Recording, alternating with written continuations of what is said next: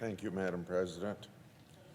This week, news reports made public in May 2019 subpoena from the Justice Department.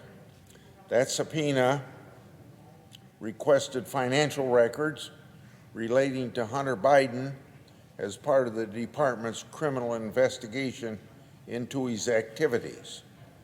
Notably, that subpoena also requested records relating to James Biden, Devin Archer, and Eric Schwerin. That subpoena sought records relating to companies that Senator Johnson and I discussed in our Biden report.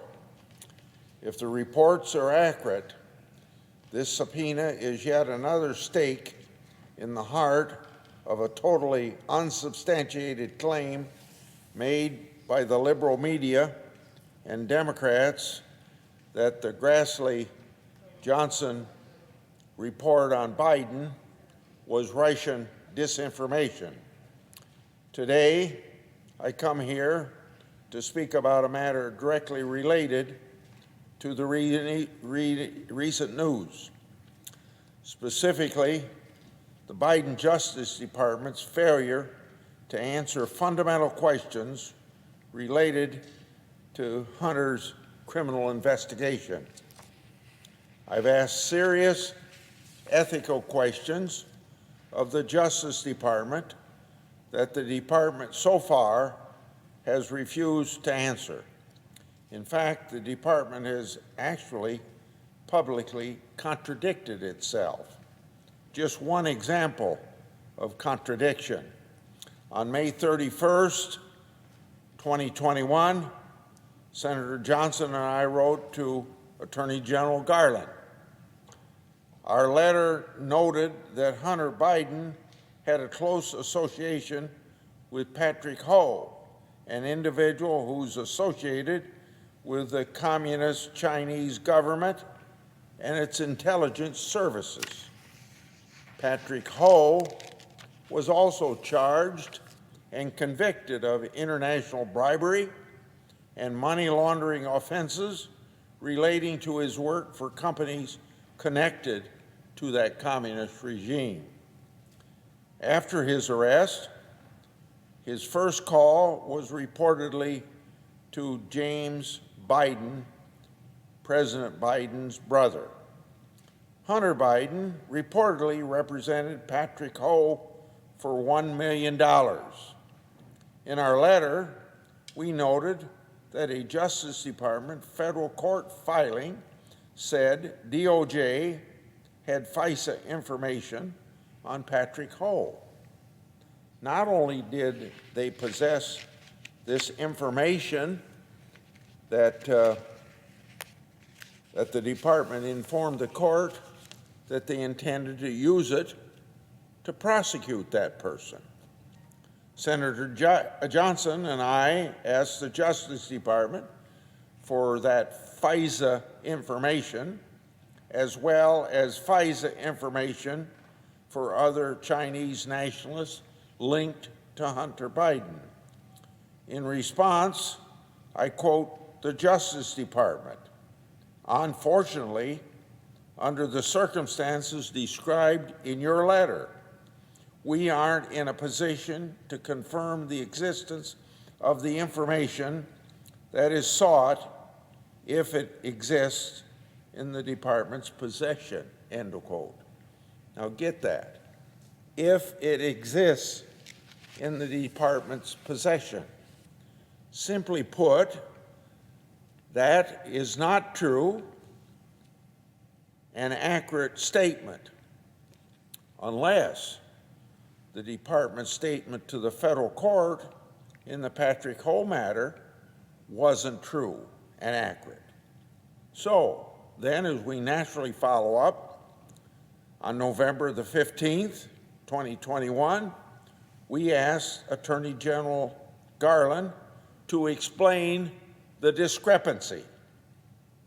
No response to this very day. Both statements can't be true.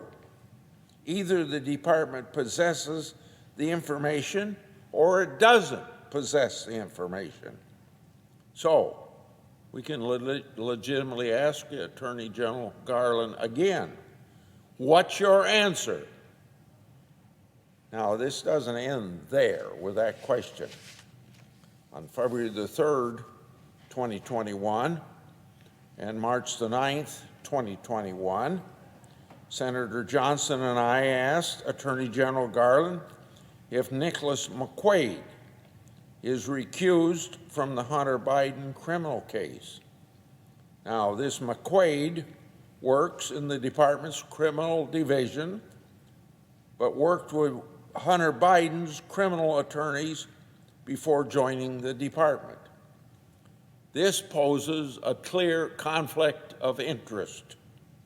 Attorney General Garland has refused to answer to this very day. On June the 29th, 2021, Senator Johnson and I asked Attorney General Garland whether Susan Hennessy, a National Security Division employee, is recused from the Durham investigation. Before working for the department, she made negative comments about the Durham investigation. In Attorney General Garland's July 13, 2021 response letter, he failed to answer our questions.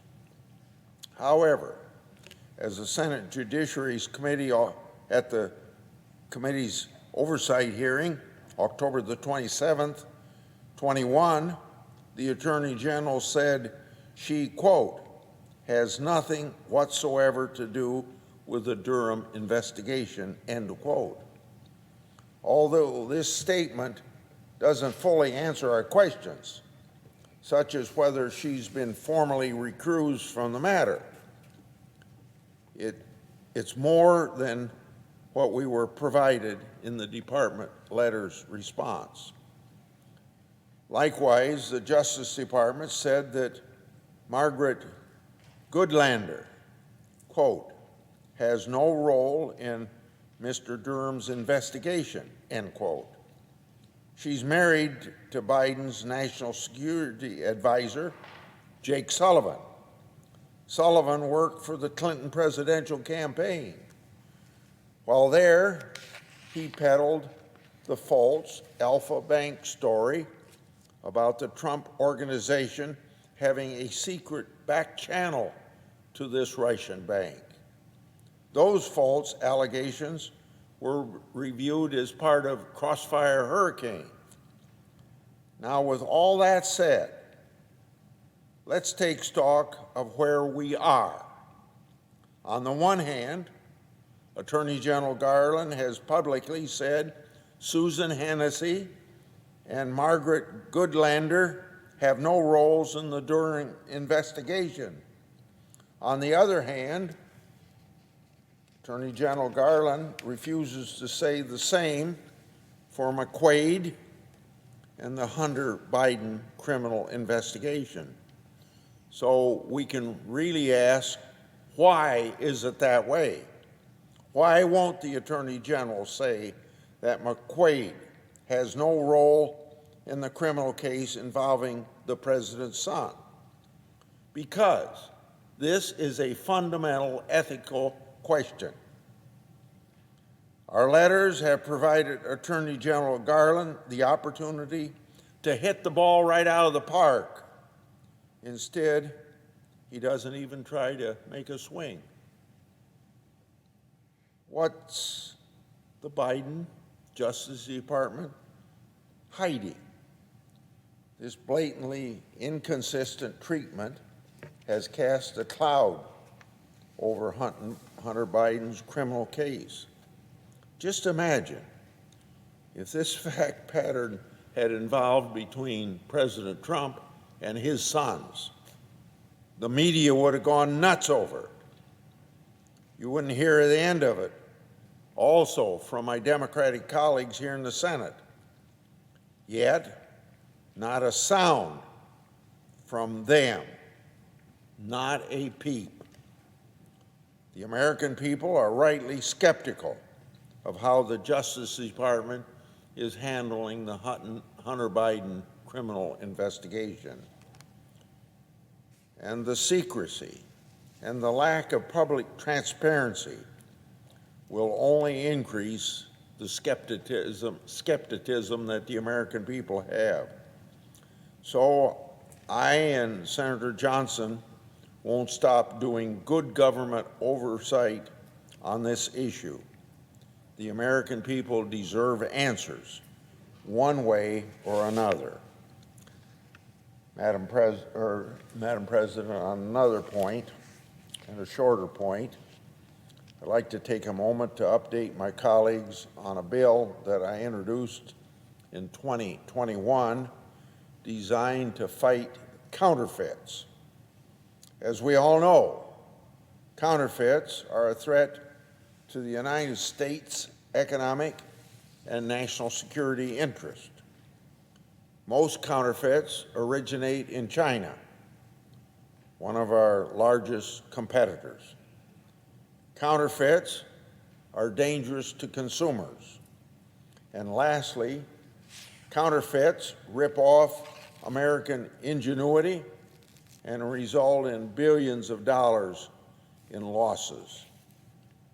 For these reasons, Congress must ensure the federal government arms its partners with the tools and the resources that these people need to combat the bad guys who sell these fake goods.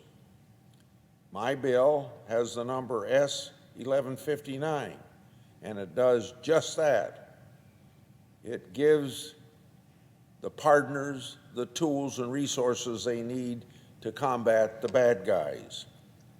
Now, it happens that S1159 was incorporated in the United States Innovation and Competition Act of 2021 that passed this Senate on a very bipartisan vote. It was a bipartisan, the bill with that title, Innovation and Competition Act, was an effort in a bipartisan way to crack down on China. Now, the bill that I am telling you I co-sponsored and is part of that gives our U.S. Customs and Border Protection, CBP, authority to share more information with the private sector on counterfeits identified at the border. It also gives Customs and Border Protection the authority to share information with other parties, like e-commerce parties and shipping carriers. Sharing information then creates a more secure trade ecosystem that keeps counterfeits out of our country. This is good, common sense policy. Now, my colleagues may be asking themselves, why is this really needed? Well, Customs and Border Protection believes that the Trade Secrets Act keeps this agency from sharing certain types of information with the private sector. This keeps American companies then in the dark and prevents these companies from pursuing the bad guys who rip them off. Indeed, companies have repeatedly told me that if they just had more information from the federal government, they would and could keep more counterfeits out of the United States. So my bill removes this barrier and specifically gives Customs Border Patrol the authority that it needs to share information with the private sector. Now, here is the icing on the cake. Recently, Customs Border Patrol Protection confirmed that my bill would quote, resolve their concerns about violating the Trade Secrets Act and would permit the sharing of more information, end of quote, on counterfeits. And a few weeks ago, Congressional Budget Office confirmed that my bill will cost absolutely nothing. So good government legislation that costs the taxpayers $0 ought to not raise any questions when it protects the consumer and protects our business people. That is what I would like to call a slam dunk.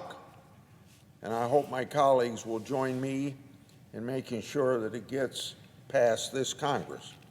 And now, since this has become an issue in the House of Representatives, I hope that the House wakes up to this common sense policy being included in the China package as negotiations continue, because they left it out in the version that has come to the House floor now.